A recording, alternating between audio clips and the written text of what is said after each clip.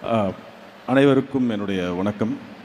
மாண்புமிகு முதல்வர் அவர்களுக்கும் மாண்புமிகு துணை முதல்வர் அவர்களுக்கும் கல்வித்துறை அமைச்சர் அன்பில் அவர்களுக்கும் மற்றும் அமைச்சர் பெருமக்கள் பெரியவர்கள் அனைவருக்கும் என்னுடைய வணக்கம்.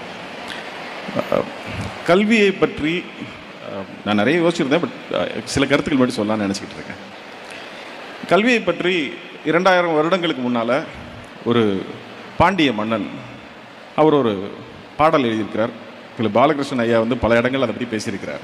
அதோடைய கடைசி 4 வரிகள் ரொம்ப முக்கியமானது.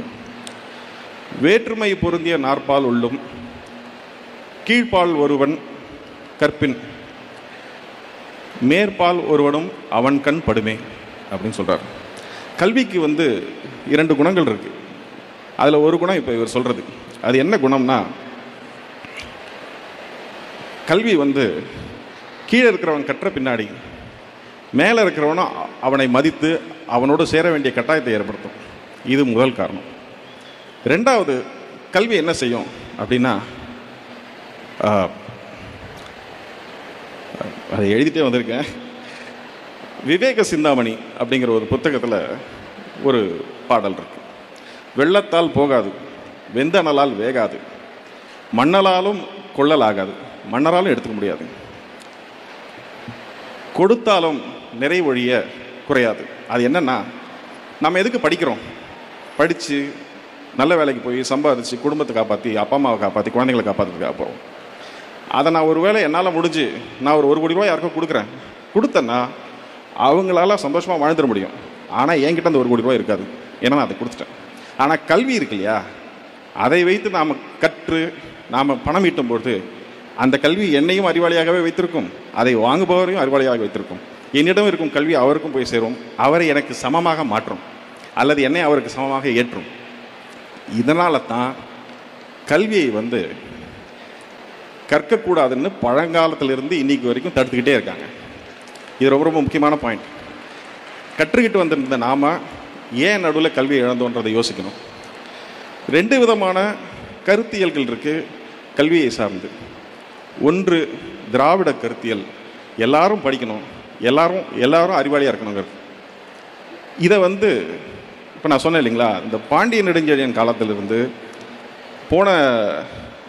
போன செஞ்சுரியில் இருந்த பாரதியார் வரைக்கும் அவர் கூட சொல்லியிருக்காரு, அன்ன சத்திரம் 1000 நாட்டலும் ஆலயம் 10000 கட்டலும் அப்படின்னு சொல்லி அதோடைய எண்டில் என்ன சொல்லியிருக்காருன்னா, இன்னும் பல புண்ணியங்களை தாண்டி கோடி மடங்கு பெரிய புண்ணியம் அங்கே ஒரு ஏழைக்கு கல்வி அறிவித்தல்னு சொல்லியிருக்கிறார். அப்படிப்பட்ட ஒரு புண்ணியமான செயல் கல்வி அறிவிக்கிறது. இப்போது ஆரிய கருத்தியலில் என்ன நடந்திருக்குன்னா, கற்கணும்னு ஆசைப்பட்ட ஒரு பையன் போய் ஒரு ஆசிரியர்கிட்ட கற்கணும்னு கேட்டபொழுது, நீங்கள் எந்த ஆளுன்னு கேட்டு உனக்கு சொல்லித்தர மாட்டேன்னு அனுப்பிச்சிட்டார்.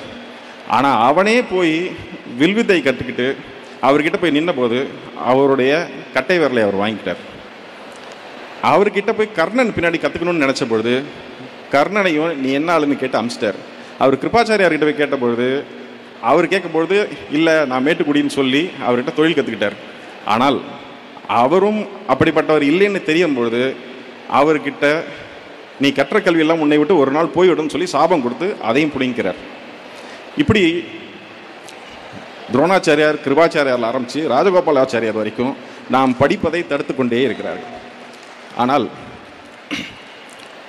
இந்த கொள்கைக்கு எதிராக சமத்துவம் இருக்கக்கூடாதுன்னு சொல்கிற இடத்துல சமத்துவமும் சமூக நீதியும் இருக்கணும்னு சொல்கிற ஒரு கட்சி ஒரு கொள்கை ஆட்சியில் இருக்கும் பொழுது அவங்க எல்லாரையும் படிக்க வைக்கிறதுக்கு எத்தனை திட்டங்கள் முடியுதோ அத்தனை திட்டங்களையும் போடுறாங்க. காலை உணவு கொடுக்குறாங்க,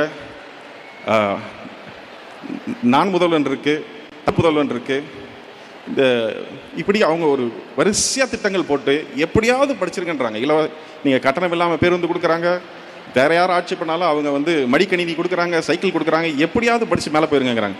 இதை தடுப்பதற்கு அவங்க முன்ன கட்டை விரலை கேட்ட மாதிரி கர்ணனுக்கு அம்னீஷியா கொடுத்தா மாதிரி இப்போ புதிய கல்விக் கொள்கையை ஒன்று கொண்டாந்து உங்களை தடுக்கிறத தடுக்க பார்க்குறாங்க. இதை இப்படி அவங்க தடுத்து இதை ஏற்க மாட்டோம்னு சொன்னவங்களுக்கு நமக்கு நியாயமாக வர வேண்டிய 2150 கோடி பணத்தை தரமாட்டேன்னு சொல்கிறாங்க.